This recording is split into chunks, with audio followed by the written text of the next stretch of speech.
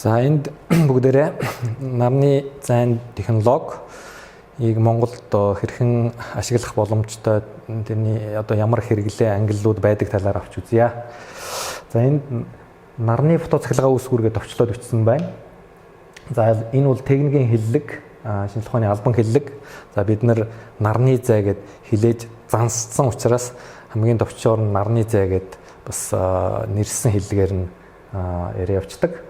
Тэгэхээр хэрэглээний ангиллаар аваад үзэх юм бол бага урын нарны фотоцахилгаан үүсгүүр энэ хэмжээс гэж байдаг. За энэ нь бол хэдэн ваттаас хэдэн киловаттын түвшинд өөрөөр хэлбэл манай нүүдэлчин малчид маань маш сайн хэрэгэлдэг бага урын нарны зай байгаа. За нарны зайн дэлгэцийг цөөн тоогоор 1 2 ширхэг 3 4 ширхэгээр нь хэрэгэлдэг ийм жишгүүд байдаг.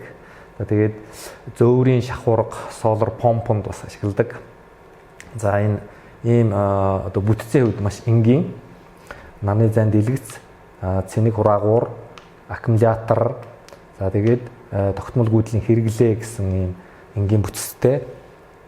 Тэгээд онцлог нь бол хөнгөн, сойрлуулалт хялбар, за чимээ шүүг ангуу, өргөтгөж хүчин чадлыг нэмэгдүүлэх боломжтой. За ингээд засвар үйлчилгээг хийхэд хялбар ийм онцлогтой байгаа. За тэгээд техникийн үзүүлэлт болон онцлогтон тохируулан эрчимчний хэрэглээг зохицуулах мэдлэг чадвар бол шаарддаг. Өөрөөр хэлбэл цаг уураас хамааралтай зарим тохиолдолд аккумулятор суух тохиол байдаг. Энэ үед бол хэрэглээг гамнаж, хэмнэж ашиглах шаардлага гардаг. За энэ бага урын систем дээр энэ solar home систем энгийн гэр ахуйн хэрэглээнээс гадна энэ гудамжны гэрэлтүүлэг, зөөврийн услгааны систем бас өргөн хүрээтэй ашигладаг. За дараагийн түвшинд нь болохоор дунд оврын нарны зайн системүүд байдаг. Энэ дээр бол голдуу дизель цахилгаан үүсгүүртэй хосолсон, салхин цахилгаан үүсгүүртэй хосолсон хэлбэрээр хайбрид систем гэж нэрлэдэг. Энд дунд оврын хэмжээс бол хэдэн киловаттаас хэдэн 100 киловаттын түвшинд ашиглагддаг. За тэгээд түүний онцлог гэх юм бол сэргийгт гисэмчиг түлхүү ашиглаж дизель болон бусад цахилгаан үүсгүүрийг дэмжих гормоор юм ажиллах тохиолдол байдаг. За тэгээд ер нь бол орон нутгийн төвлөрсөн хот суурин дээр ашиглах боломжтой.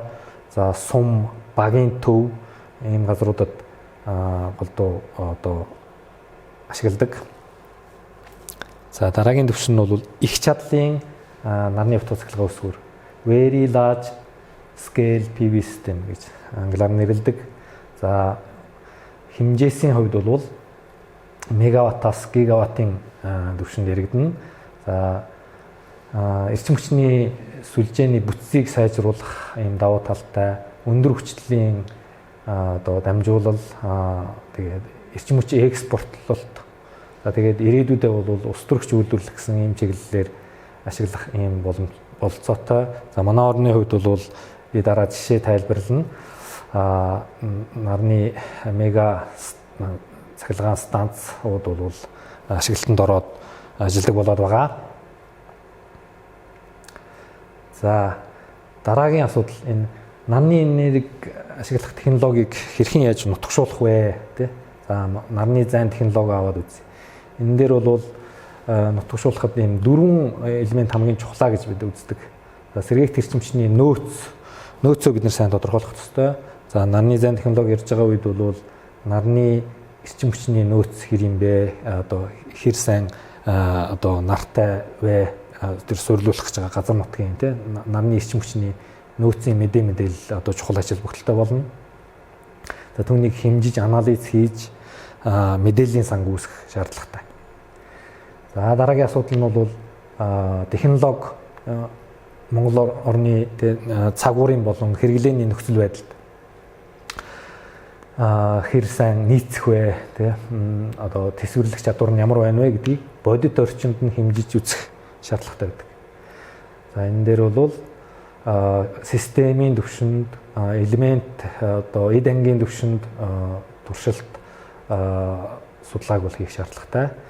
За дараагийн асуудал бол хууль эрх зүйн орчныг сайжруулах байгаа. За энд бол стандарт, чанарын баталгаа, тусгай зөвшөөрөл энэ зүйлүүдийг нэвтрүүлж оруулж ирэх ёстой байдаг. За энэ чиглэлээр бол бас зорилттой ажлууд бол хийгдсэн байгаа. За нөгөө талаас аливаа технологиг нэвтрүүлэхэд бол хэрэглэгч тухайн технологи маш сайн мэдчих ёстой байдаг. Тэгээд хэрэглэгч бол тухайн технологийнхоо давуу сул талыг сайн ойлгох ёстой байдаг. Тэгээд ийм дөрвөн тулгуур хүчин зүйлүүдийг тэгш зөв нэвтрүүлж өгснөөр тухайн технологи бол Монгол орныхоо энэ тогтвортой хөгжил, эдийн засгийн тогтвортой хөгжил, энерги эрчимчний одоо бие даасан байдлыг сайжруулах, байгаль орчиндөө ээлтэй байх энэ бүх зүйлд эргээр нөлөөлөх учиртай юм аа. Тийм учраас бид энэ одоо нарны зайн технологиг Монголдо зөв нутагшуулах түүний суурь болсон энэ одоо онлын үндэс болсон хичээлийг энэ хичээлээр үзэх болно.